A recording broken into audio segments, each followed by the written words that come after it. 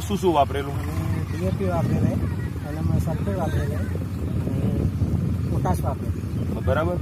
વાયાના કેટલા દિવસ પછી તમે મહાલાભનો ડ્રીપ શિફ્ટનો ઉપયોગ કર્યો? 20 to 25 દિવસ. 25 દિવસે. એકરે મહાલાભ કેટલું વાપર્યું? 50 કિલો. 50 કિલો. અને ડ્રીપ શિફ્ટ કેટલું વાપરેલું? ડ્રીપ શિફ્ટ ફોસ્ફરિક એસિડ આપણું. હા, ફોસ્ફરિક એ એકરે અમે વાપર્યું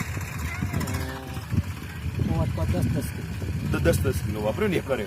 તો આ સાલ ગઈ સાલ તમે આ વાવ્યું હતું ને પછી આ સાલ મહાલાભનું અમારી કંપનીના શેડ્યુલ મુતાબિક ચાલવાથી તમારા મતે મહાલાભ ખેતરમાં ફલૂરનું પ્રોડક્શન બધી રીતના શું ફરક પડ્યો તમારા શબ્દો કહો? ગઈ સાલ કરતા પ્રોડક્શન અને સાઇઝમાં બધી રીતે વધારે.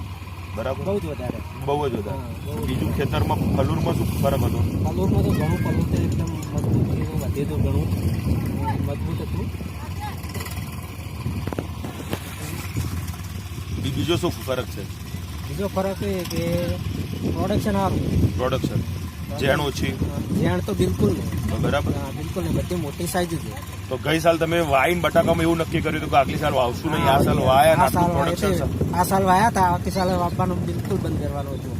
પણ આ સાલે પ્રોડક્શન મળ્યું, સાઈઝ મળી, મહાલાભના લાભ. મહાલાભ નામ જ એવું કે લાભ જ. હા, મહાલાભ નામ જ એનું. તો તમે આ ખેડૂતોને વાપરવાની ભલામણ શું કરશો? જરૂર બધા ખેડૂતને વાપરવું જોઈએ. મહાલાભ સારું ખાતર છે અને એનું પ્રોડક્શન પણ સારું છે અને એનું ફલૂર પણ સારું, વિકાસનો સારો કરે છે. આજે 120 દિવસ થયા બટાકાના. 120 દિવસ થયા. ગઈ સાલ કરતા ઘણું સારું. આભાર.